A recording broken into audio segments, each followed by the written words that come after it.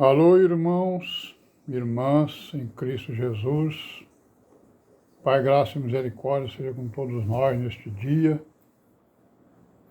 É o 12, de abril de 2024. Estamos aqui, irmãos, graças a Deus, caminhando, lutando, contra o mal, contra os espíritos malignos. São os nossos inimigos, Os inimigos da nossa salvação. Não são, a carne nem o sangue, mas os espíritos malignos, E nós estamos aqui nas veredas direitas, imitando aí as virgens prudentes, na esperança de sermos contados no seu meio, no seu número, para podermos participar das bodas do Cordeiro, que serão realizadas lá na Jerusalém Celestial. Amém, Graças a Deus, Hosana, aleluia, Maranata. Irmãos, então, está confirmado aí o nosso ajuntamento domingo, Próximo domingo, estaremos lá na Caracuzinho, na escola lá do Zé Milton. A partir das 8 horas estaremos lá, Para nos encontrarmos, para orarmos, para nos instruirmos, Para, enfim, trocarmos ideias, Conversarmos sobre a salvação, sobre as coisas que nos esperam, Sobre a igreja, sobre a palavra, sobre a verdade, o caminho, a vida, Tudo que é importante para a nossa vida, Não só para a nossa vida, como para a vida de todo o mundo, Todas as pessoas, toda a humanidade, Que é exatamente o Evangelho, E graças a Deus por isso.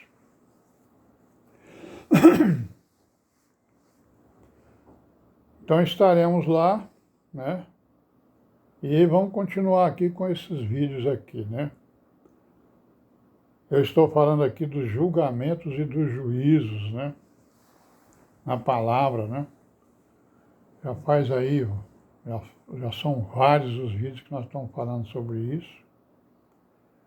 E agora nós vamos falar aqui sobre a glória do cristão, Em que o cristão se gloria, em que ele deve se gloriar, Porque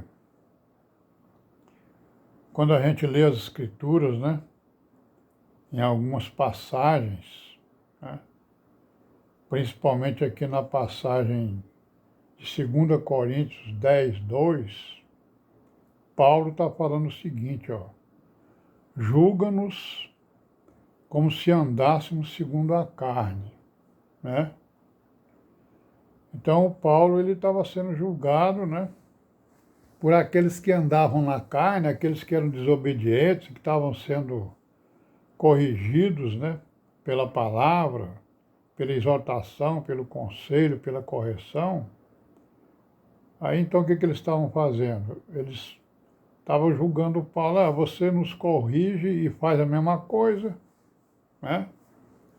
Ou seja, uma acusação, contra o apóstolo Paulo, que era uma acusação não verdadeira, certo?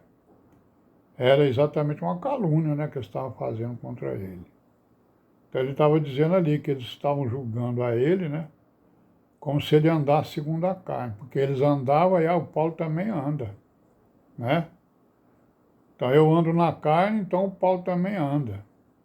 Eu ando na carne, então o irmão lá que está me corrigindo também anda na carne. Ele também tem os seus defeitos, Tem os seus problemas. Então, nesse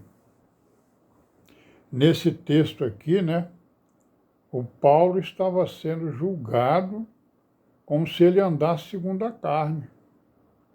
E às vezes acontece isso também na igreja, Às vezes tem irmão que nos julgam os outros como se ele andasse na carne a exemplo, possivelmente, como ele próprio anda, né? Então, essas pessoas aqui que julgavam Paulo, assim, né?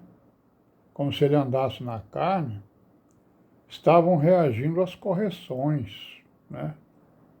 Que Paulo fazia contra aqueles que andavam desordenadamente na igreja, né?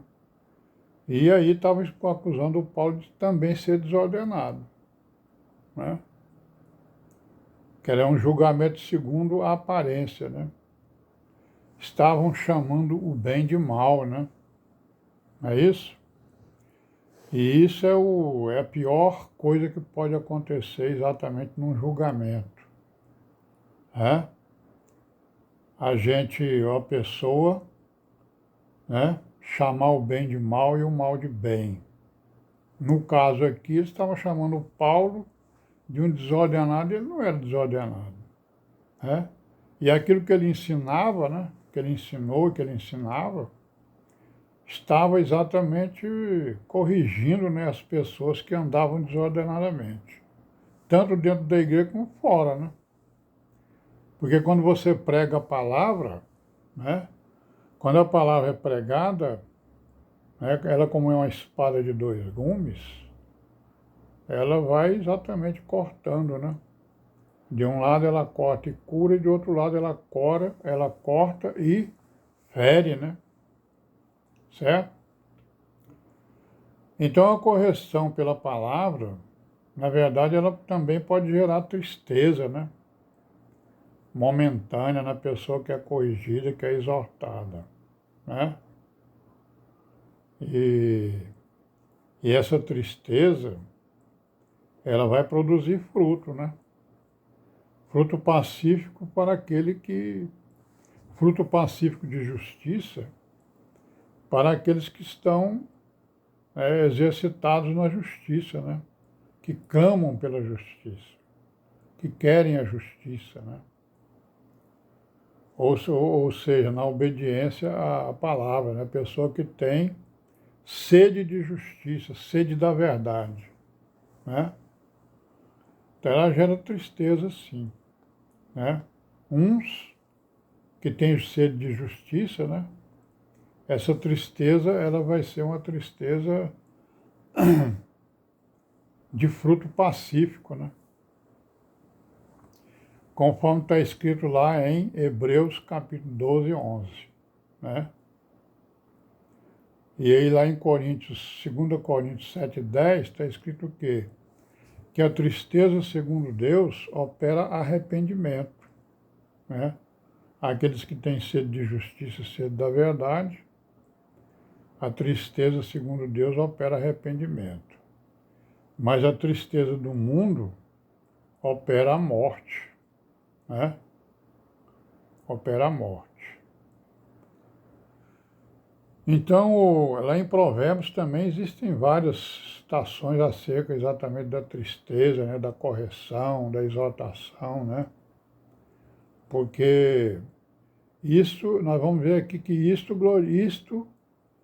é nisto que o cristão se gloria. Na correção, na exortação, no aconselhamento, na obediência, né? Não é isso?